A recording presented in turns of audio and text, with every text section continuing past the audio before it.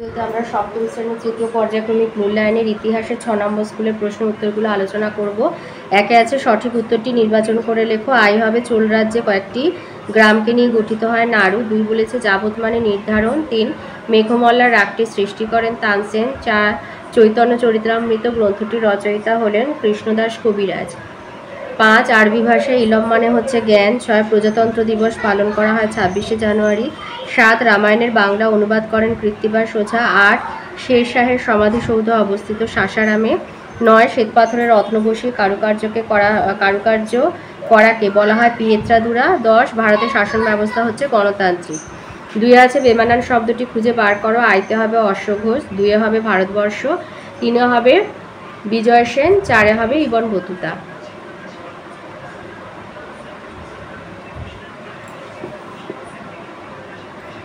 তিনে আছে স্তম্ভ মেলানো। রায়গড় হবে ডি, শিবাজি। আম্বেদকর হবে সি, ভারতের সংবিধান, ভারতীয় সংবিধান। 3 দিন ইলাহি হবে বি, আকবর। 4 পেশোয়া হবে ই, প্রথম বাজিরাও। 5 ঝরোখা হবে এ, জানালা। 4 আসি। 4 রাইতে দিয়েছে ভারতবর্ষের চিস্তি সম্প্রদায়ের প্রতিষ্ঠাতা কে ছিলেন? মঈনুদ্দিন চিস্তি। 2 শ্রীকৃষ্ণ বিজয় কাব্যের রচয়িতা কে ছিলেন? মালাধর বসু। 3 বীরবলের প্রকৃত নাম মহেশ দাস। 4 আকবরের রাজস্ব মন্ত্রী টোডরমল। 5 শিখদের দশম গুরু গোবিন্দ সিংহ। 6 বিবিকা মকবরা কোন মোগল সম্রাটের আমলে তৈরি হয়? ঔরঙ্গজেব। 7 দিয়েছে সড়কি আজম কে নির্মাণ করেন? আচ্ছা, 6 বলেছে বিবিকা মকবরা কোন মোগল সম্রাটের আমলে তৈরি হয়? ঔরঙ্গজেব। আচ্ছা, এই প্রশ্নগুলো বেশিরভাগই কিন্তু জীবনযাত্রা সংস্কৃতি থেকে আছে। তবে সাথে যেটা সড়কি আজম কে নির্মাণ করেন এটা হচ্ছে তোমার মুঘল সাম্রাজ্য।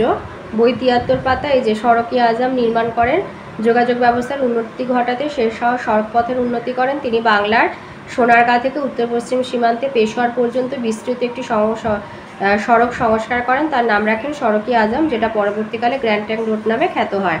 তাহলে সড়কি আজম নির্মাণ করেছিলেন শেরশাহ। 7টা বলেছে সংবিধান অনুযায়ী কত বছর অন্তর নির্বাচন হয়? এটা তোমাদের একদম লাস্টের যে চ্যাপ্টার আছে আজকের ভারতে রয়েছে, একদম লাস্টের পাতায় বইয়ের একদম ধরো তোমার একদম 170 পাতাতে এটা আছে। এই যে পৌরসভা হোক বা পঞ্চায়েত সভাতেই 5 বৎসর অন্তর তাদের জনগণ প্রতিনিধি নির্বাচন করে। 9তে আছে শিরিন কলম নামে কে পরিচিত হন? এটা জীবনযাত্রা সংস্কৃতির এইখানটা রয়েছে। সুলতানি আমলের যে সাহিত্য, এটা এই যে মুঘল চিত্রশিল্প, টুকরো কথা, মুঘল চিত্রশিল্প সম্বন্ধে আবুল ফজলের বিবরণ 143 পাতায়। এই যে খোয়াজা আব্দুস সামাদ যার ছদ্মনাম ছিল সিরাজের খোয়াজা আব্দুস সামাদ, যার ছদ্মনাম ছিল শিরিন কলম বা মিষ্টি কলম। আচ্ছা, 10 দিয়েছে ভারতের সবচেয়ে বড় গম্বুজ কোনটা? এটা 135 পাতাতে রয়েছে। আঞ্চলিক স্থাপত্যে বিজাপুরের মোহাম্মদ আদিল শাহ নির্মিত গোল গম্বুজ একটি সুন্দর স্থাপত্য কার্য। এর গম্বুজটি ভারতবর্ষের সবচেয়ে বড় গম্বুজ। এরপরে 5-এর দাগে আসি। 5-এর দাগে প্রথম প্রশ্ন বলেছে পানিপথের যুদ্ধ কবে কাদের মধ্যে হয়েছিল? এটা বইয়ের 54 পাতাতে রয়েছে। 1526 খ্রিস্টাব্দে বাবরের সঙ্গে ইব্রাহিম লোদির যুদ্ধ হয়। 2তে দিয়েছে পুরন্দরের সন্ধি কবে কাদের মধ্যে হয়েছিল? এটা মুঘল সাম্রাজ্যের সংকট চ্যাপ্টারে আছে 1665 খ্রিস্টাব্দে শিবাজি আর জয়সিংহের মধ্যে। 3 দিয়েছে শিখদের ধর্মগ্রন্থের নাম কি? এটা জীবনযাত্রা সংস্কৃতিতে যে গুরু নানক টিকা আছে ওখানে গেলে পাবে গুরু গ্রন্থ সাহেব আর গুরুমুখী লিপিতে লেখা। 4 দিয়েছে হিন্দুস্তানে তোতা পাখি কাকে বলা হয়? আমির খসরু। আর তার একটি বইয়ের নাম লেখো। এটা জীবনযাত্রা সংস্কৃতি চ্যাপ্টারে রয়েছে। এই যে ভাষা এবং সাহিত্য আরবি ও ফার্সি 147 পেজে। এই যে আমির খসরু ফার্সি সাহিত্যের এক নতুন রচনা শৈলী সবকি হিন্দের আবিষ্কারও। তাহলে তার রচিত বই হচ্ছে সবকি হিন্দ। আচ্ছা, 5-এ দিয়েছে তাজভির কাকে বলে?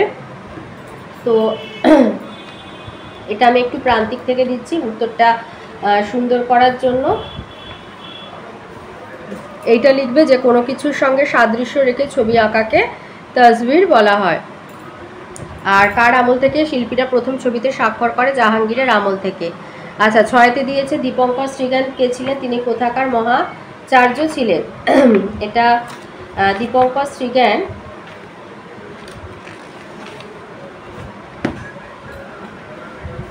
এই যে দীপঙ্কর শ্রীজ্ঞান কে ছিলেন? দীপঙ্কর শ্রীজ্ঞান ছিলেন বিক্রমশীল মহাবিহারের একজন মহাচার্য। আর আচ্ছা, দীপঙ্কর শ্রীজ্ঞান ছিলেন, লিখবে একজন বৌদ্ধ আচার্য ছিলেন। দিয়েছে দীপঙ্কর শ্রীজ্ঞান হচ্ছে একজন বৌদ্ধ আচার্য, আর তিনি বিক্রমশীল মহাবিহারের মহা আচার্য ছিলেন। সাথে দিয়েছে বিজয়নগর সাম্রাজ্যে যে 4টি রাজবংশ রাজত্ব করেছিল তাদের নাম লেখা। এটা তোমাদের বইয়ের 63 পাতাতে রয়েছে। এই যে এই বংশগুলি হলো সঙ্গম, শালুক, তুলুক আর আরাবিরু। তাহলে বিজয়নগরে 1336 থেকে 1645 খ্রিস্টাব্দের মধ্যে মোট 4টি রাজবংশ শাসন করেছিল, সঙ্গম, শালুক, তুলুক আর আরাবিরু। এবারে আসি টিকাতে। 6 রায়তে আছে গুরু নানক। এটা বইয়ের তোমাদের 118 পাতাতে রয়েছে। এই যে গুরু নানক ছিলেন মধ্যযুগের ভক্তি সাধকদের মধ্যে অন্যতম। কোনো রকম ভেদাভেদ না মেনে সমস্ত মানুষকে তিনি আপন করে নিয়েছিলেন। তার সময়ে চালু হয় লঙ্গরখানা। সেখানে একসঙ্গে সব ধরনের মানুষরাই খেতে বসত। এটি শিখ গুরুদ্বারে বা ধর্মীয় স্থানে দেখতে পাওয়া যায়। নানক নিজে কোনো ধর্ম প্রতিষ্ঠা করে যাননি, তবে তার দর্শন এবং বাণীর ওপর নির্ভর করেই পরবর্তীকালে গড়ে ওঠে শিখ ধর্ম। এই ধর্মে 10 জন গুরুর কথা বলা রয়েছে, যাদের মধ্যে প্রথম ছিলেন গুরু নানক।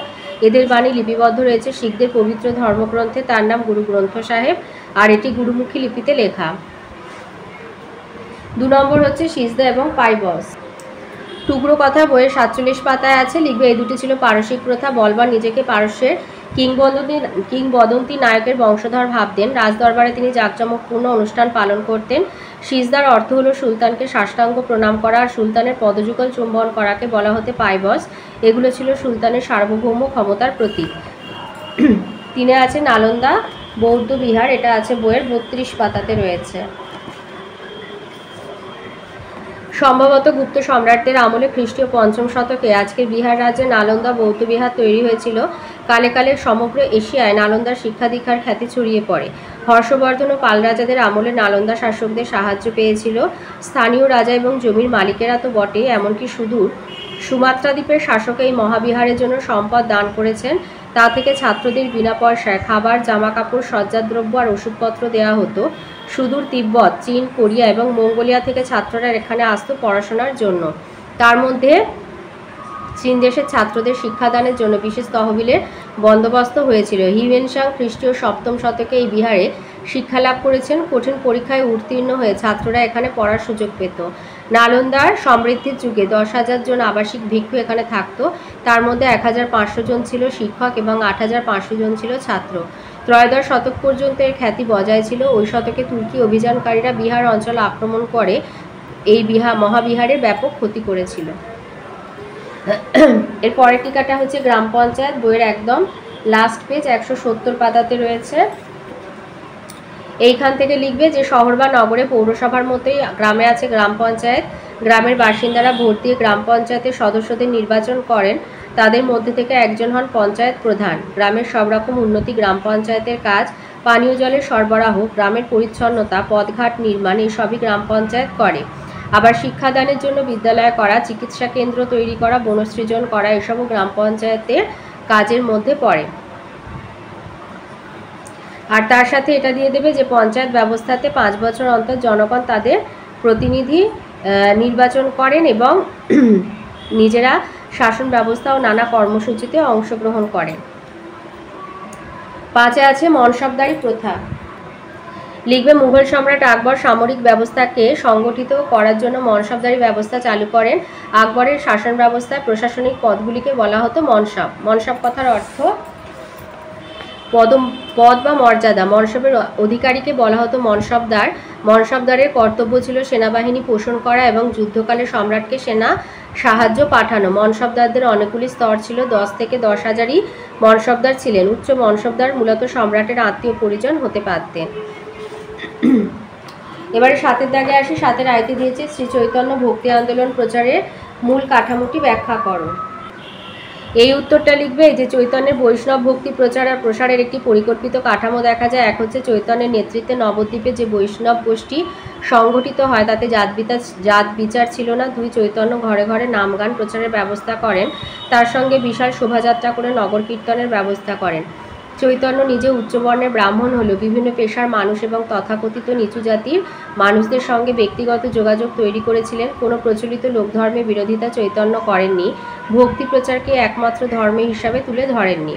3 হচ্ছে এই 4 হচ্ছে নবদ্বীপে প্রভাবশালী জগাই মাধায়ের অত্যাচারের বিরোধিতা করেন চৈতন্য এবং তার অনুগামী নিত্যানন্দ। পাশাপাশি গোঁড়া ব্রাহ্মণদের প্রতিবাদ করেন তিনি।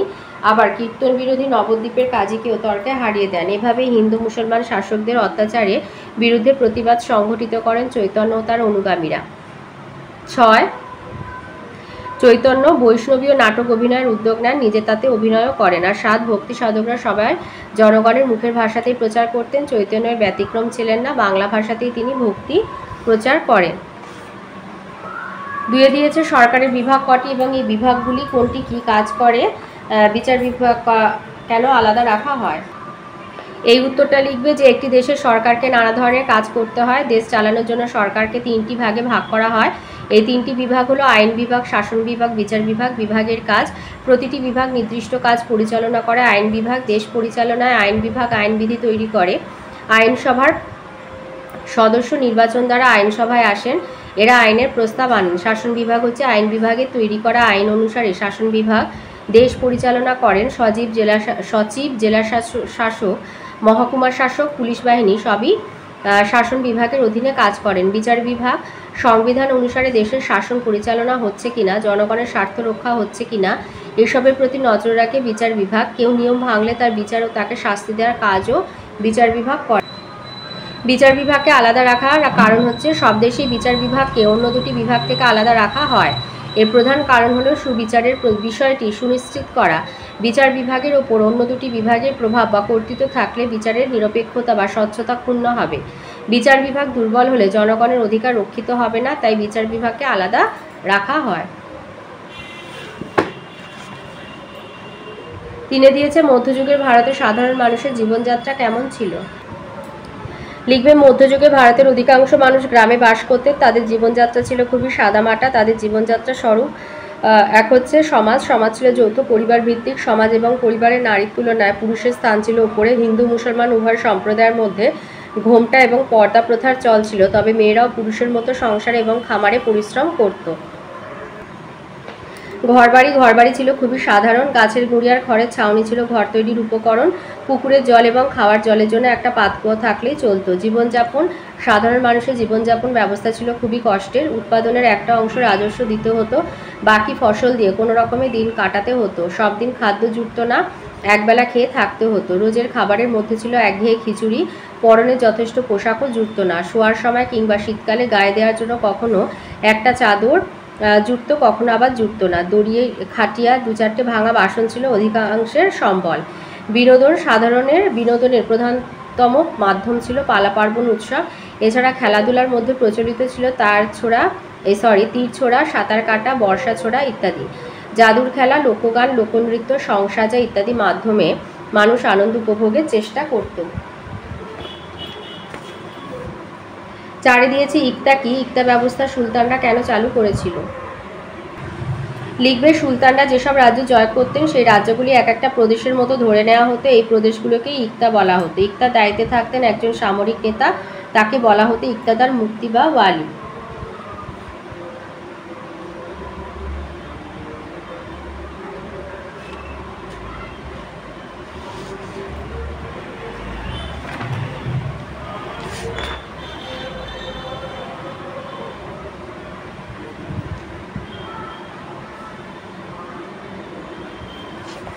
আর কেন চালু করা হয় এইটা লিখবে যে মধ্য এশিয়ার ইসলামীয় সাম্রাজ্যে সামরিক অভিজাতদের ইক্তা দেওয়া হতো। এই ইক্তাগুলো নির্দিষ্ট সময়ের জন্য দেওয়া হতো। খ্রিস্টীয় 9ম শতকে এই ব্যবস্থার উৎপত্তি হয়। রাজকোষে তখন যথেষ্ট পরিমাণে রাজস্ব জমা পড়ছিল না। এদিকে যুদ্ধ করেও তেমন ধনসম্পদ পাওয়া যাচ্ছিল না, তাই সামরিক নেতাদের বেতনের বদলে ইক্তা দেওয়া হতে থাকে। খ্রিস্টীয় 11 শতকে সেলুজক তুর্কি সাম্রাজ্যে ইক্তা ব্যবস্থার প্রচলন লক্ষ্য করা যায়। এই সময়ে সাম্রাজ্যে প্রায় অর্ধেক অংশ ইক্তা হিসাবে ভাগ করা হয়। কোথাও কোথায় ব্যবস্থা বংশানুক্রমিক হয়ে যায়, এই পর্যন্ত লিখবে। অথবা বাবা মারা গেলে তার ছেলে একই দায়িত্ব পায়, এই পর্যন্ত। এটা হচ্ছে ইক্তা ব্যবস্থা কেন চালু করা হয়েছিল। 5 দিয়েছে বাংলা স্থাপত্যরীতির পর্যায়গুলি আলোচনা করো।